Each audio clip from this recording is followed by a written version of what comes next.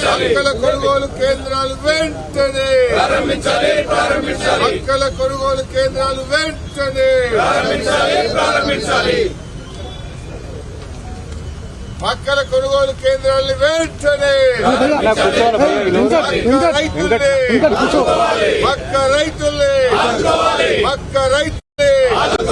మొక్కజొన్న రైతులను మొక్క రైతులంటే మొక్కజొన్న పండించే రైతులంటే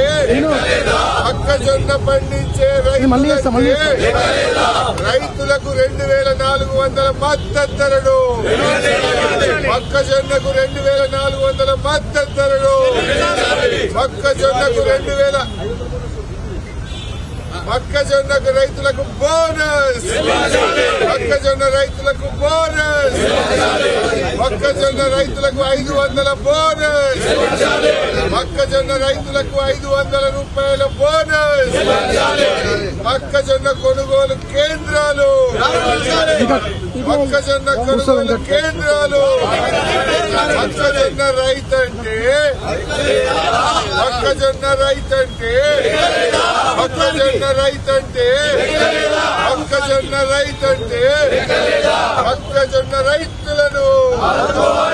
మొక్కజొన్న రైతులను కొనుగోలు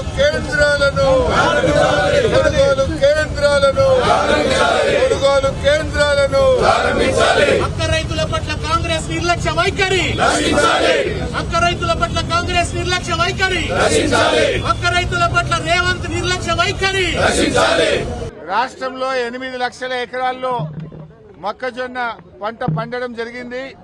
రాష్ట్ర వ్యాప్తంగా ఇప్పటికే మొక్కలన్నీ కూడా మార్కెట్లో వచ్చి రాష్ట్ర ప్రభుత్వం కొనుగోలు కేంద్రాలు ప్రారంభించకపోవడం వల్ల రైతాంగం తీవ్రంగా నష్టపోతా ఉన్నారు.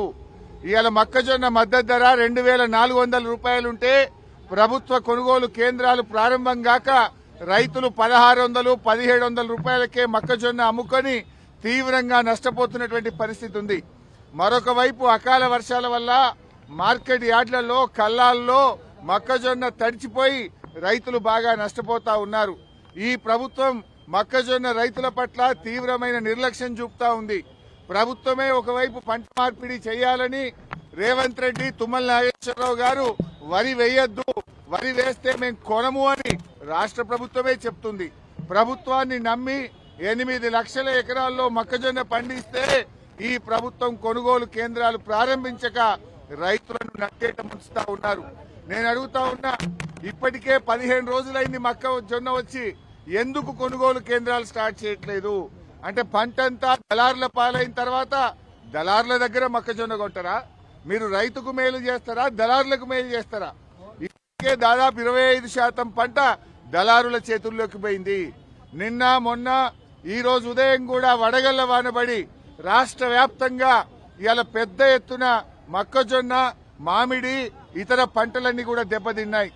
మీరు పంటల బీమాని అసెంబ్లీలో ఊదరగొట్టి బడ్జెట్ స్పీచ్ లో చెప్పి ఇప్పటి వరకు పంటల బీమాను మీరు అమలు చేయలేదు.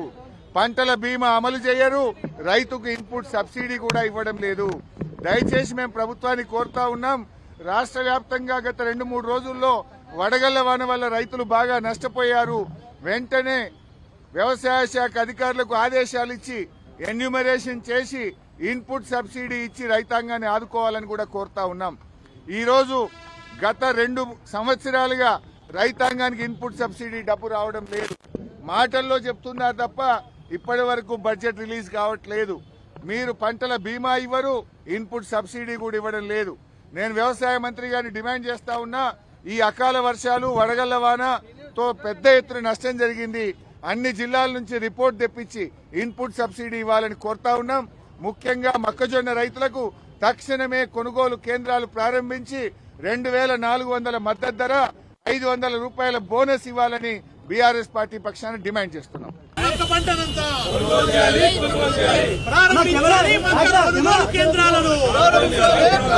ప్రారంభించాలి మక్క కొనుగోలు కేంద్రాలను.